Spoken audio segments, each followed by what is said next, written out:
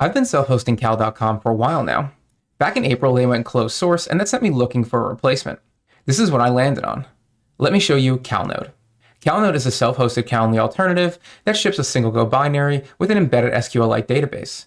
It has an MCP server built in so your AI assistant can book meetings for you. I'm your host, Evan.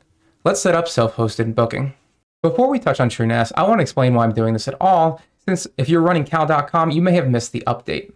On April 14th and 15th of 2026, Cal.com announced that they're going closed source. After 5 years as one of the flagship open source projects in the space, they moved their production code base out of the public repos and into a private one. The public repo is now called Cal.diy, and that's the community edition. It's not good news for us, and I want to walk you through why. Cal.com stated the reason for the change is AI. Their argument from the co-founder is that AI coding assistants have made it dramatically easier to point a tool at a public code base and systematically scan it for vulnerabilities. He described open source as handing out the blueprints to the vault and cited an example where AI found a decades-old vulnerability in BSD kernel and produced working exploits in hours. Their position is that scheduling software handles sensitive data, and they can't accept the risk, and closing the source reduces it. Closing the source hides the bugs from the people who would have reported them just as much as it hides them from the people who would have exploited them. Cal.com published an engineering post laying out exactly why they pulled out before the handoff. Gone from Cal.diy is the organization and teams, the routing forms, the workflows, instant booking, AI phone, attributes and segments, SAML SSO, and the insights dashboard. The API v1 was also removed entirely. Cal.diy ships with the API v2 only. The language in their own documentation reads, Cal.diy is use at your own risk and strictly recommended for personal, non-production use. Right below that, there's a tip pointing anyone with commercial needs at Cal.com's sales page instead. And contributions to that repo explicitly do not flow back into Cal.com's production platform. The thing that decides it for me is Cal.com's production code base already differs significantly from Cal.diy's. This includes major rewrites of the core systems like authentication and data handling. So Cal.diy is not the same software with a badge removed, even though it is maintained by former Cal.com interns. So the honest answer is, the self-hosted Cal.com I was running is not a thing that exists anymore. What exists is a hosted product that I have to pay for, and a community fork that its own documentation tells me not to put into production. Before I deploy Calnode, I'm going to want to create a dataset for all its data to live in on TrueNAS. In TrueNAS, click the Datasets tab. I'm going to go to my tank configs pool where all of my configuration datasets are, and I'm going to add a new dataset called Calnode. I'm going to leave the dataset preset as generic and click Save. And I'm going to click the Calnode dataset I just created and edit its permissions in the bottom right by clicking Edit. I'm going to change its group to Apps, and then I'm going to give the group all permissions and remove any other permissions from the other user, and then click the Apply Group checkbox and click Save. Now my permissions should look like this. I'm going to be deploying Calnode with Dockge, and if you've never used Dockge before, I made a video about this that I'm going to link in the video description below, because it just helps me launch Docker containers way easier than the TrueNAS UI. In the top left, click the plus compose button, and give the stack a name. I'm going to call mine Calnode, and then remove all the placeholder information on the right. Jump over to the Wiki. On the Wiki Calnode page, which again I'll link in the video description below, we're going to want to copy the compose file from 1.2, and I'm just going to click copy, and then go back to Dockge. Paste what you just copied, and we got to make a couple quick changes here. You'll see the Calnode encryption key says paste a key, and so does the Calnode recovery secret. I've already generated some keys, so I'm just going to paste them here, and that's going to work just fine. I'm going to leave mine on port 3000, and I'm going to leave the volume where it is, because that's the one that I just configured. For the base URL, I'm going to change this out, because I don't want to put this behind a reverse proxy for the purpose of this demonstration, but if you do, leave it as HTTPS and put your domain here. I'm going to put this behind my TrueNAS IP and the port that it's on. This way nothing breaks, and then click deploy. Once it's up and running, click the 3000 pill to jump in the web UI. Now that the start wizard has come up, I'm going to give myself a name, an email, and a password, and then create my owner account, which will automatically become the admin. Once here, I have a bunch of options, and the first thing you're going to want to do is connect the calendar to prevent double bookings. CalDAV is built in, but you can also sync to Google Calendar and Microsoft Office 365. I will tell you as I run this in production, I of course link it to my Google Calendar, so when people book my time one-on-one, it doesn't conflict with other work things I have or other plans I have with my family. Connecting is super simple. Once I click the connect button, I just select my provider, my username and email, and an app-specific password. Getting things set up in Google is a little more complicated because you're going to need to do a Google OAuth, which is done through the console of Google Cloud. The nice thing is the setup instructions are all built into the UI right here, so it's going to tell you exactly what you need to do. I don't even have to leave the screen for the documentation. After I've set up my calendar, I should probably add some availability here, and it's just very simple to do. I'm just going to add some hours. I'm going to do a standard 9 to 5, Monday to Friday. And if you want, you can do some block out dates down here, start date, end date, and then add an override in the event you go on vacation. Once you have your availability set, let's go over to event types and let's add a new event type. I'm going to call this consultation, and the slug URL, I'm just going to call it consults, and it's a 30-minute duration, and I'm going to leave the description optional. I'm going to create my event type. I have dark mode turned on, so it's kind of hard to see this is switched on, but this is in fact active by default. And when I go into the settings, I now get to decide all the things I want for my consultation. I'm probably going to want to do a description here, and it does support bold and italic markdown just to make things a little bit more visibly appealing. I love the location type here. It's set to zoom automatically, but you can set this to a variety of different ways to link video. I'm personally using the Calnode video, and I've got this set up with the WebRTC separately. Go ahead and set that up in the server settings video, and I'm going to show you that in a minute. If we set a price, we're going to have something connected to actually charge, and in this case, we're going to go through Stripe. You'll notice here it says that this is required before you can set anything, and it requires Stripe to be connected. I'm going to show you guys that part in a minute. But right now I'm going to leave this at 0 because if I try and set it to anything else and save it, it will not work until Stripe is set up. In fact, we have some scheduling buffers here as well. For example, I can put a little bit of time before each meeting and after each meeting just to give myself some prep time and some decompress time after I'm done.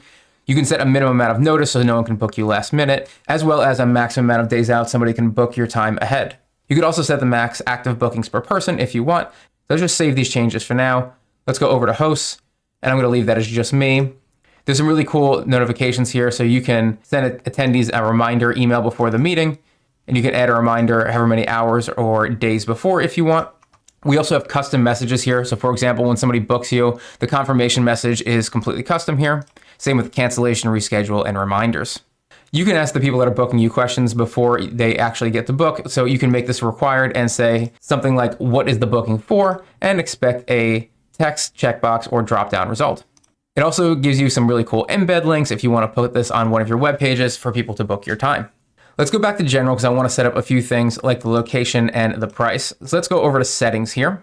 Of course, you can set a profile photo, your name, everything about you and your time zone, as well as notifications. Everything, by default, all these things are switched on.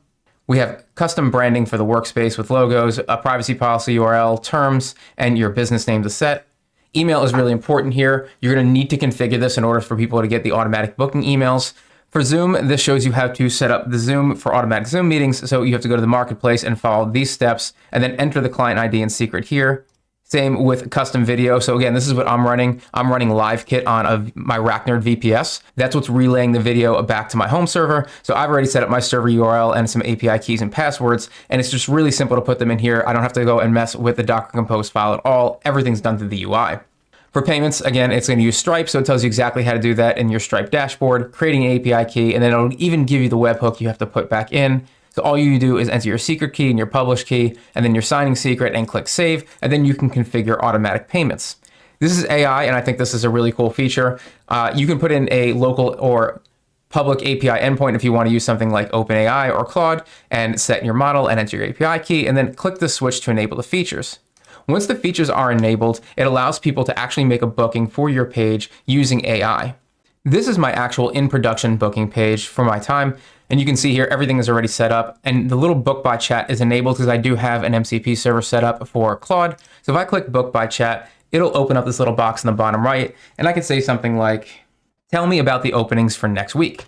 When I send that, it's going to ping my Claude model, which I'm running, and it's going to find all the openings for the week of the 17th to the 21st. And it's giving me the options of the 17th at 9, 10, or 2, Tuesday at 9 or 1. And I can see by clicking the 17th, these are indeed open times. One of the things I really like about Calnode is you can have multiple people running this. For example, you could have many workspace members with custom roles and invite, as well as teams for group members for round robin and group type events. One of the things I like about this as well is you can have a connected app. Again, other apps you're connected to via MCP. So you can connect this to something like Claude. So I don't even have to go through this booking page. I can basically just hook this up to my Claude and say, tell me about my bookings for this week. It also has webhooks, so you can create new webhooks for any of these things. If you need to send this to a third-party piece of software, that'll automatically tell you about bookings you have. Did you know I'm available for hire? If you would like a free quote, follow the Hire Me link in the video description below to book time with me one-on-one. Let's check on the project health of Calnode. As of this recording, there are 389 commits on main. It's on an Apache 2.0 license, which is genuinely permissive, and nothing is paywalled for self-hosters.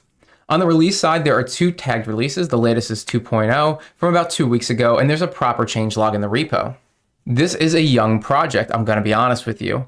14 stars and 2 forks with 0 watchers. There's essentially no community around this yet, and I want you to sit with that number for a second before you put it in front of paying clients.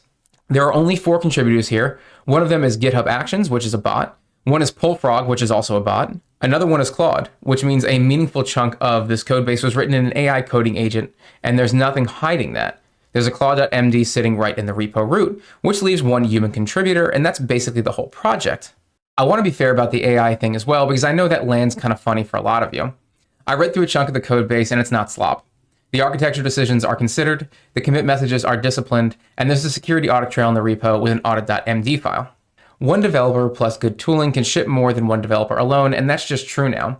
Most projects right now are touched by AI in one way or another, so I don't want to show this as AI slop, but it's also not completely 100% human. It kind of falls in the middle, and it falls in the better end of the middle, so much so that I trust it in production for servers at home. So I'm not saying this just to tell you to run it and me not. This is what I'm doing myself, so I'm putting my money where my mouth is. There are very few options left in the self-hosted world for calendars. Calcom and Cal.diy were the big people in this space. Cal.diy is still enormously more featureful than Calnode. It's got the App Store framework, the integration ecosystem, years of production hardening, and a UI that's been through a lot more iterations. If you need a specific integration, Cal.diy probably already has it, and Calnode probably doesn't yet. In terms of what that's missing, there is no longer teams, organizations, workflows, routing forms, and insights. And its own documentation tells you, do not run it in production, it's for personal use only. Calnode has the advantage of just being 1 container. 1 SQLite, 1 Apache 2.0 license, nothing paywalled, and the self-host path is the same code the vendor runs. For me, my home lab right now, I'm going to run Calnode just because I don't like the divergence between Cal.diy and calcom, and I especially don't like the founders' reasons for pulling away and separating them in the first place. But I want to say the other side of this plainly. Cal.diy is a more mature code base with years of real-world use behind it, and Calnode is at version 0.2. Maturity is a feature. Cal.diy is something more of a known product, and Calnode has basic documentation, and it still feels very new. If you need a very professional hosted version of this, you could always pay for cal.com. Were you hosting cal.com, and did you know about this? Would you move to cal.diy, or would you go to something like Calnode? Let me know in the comments below. If you guys are using some other type of booking, let me know how it is that you're booking your time. I'm genuinely curious to how people are managing this self-hosted instead of paying some other big cloud company to do it for you. If you found this helpful, hit the like button. Make sure you subscribe so you don't miss the next video. If you want to see content that YouTube won't let us show you, head over to Patreon. There's a link in the video description below. Thanks for watching, everybody. And as always, stay curious.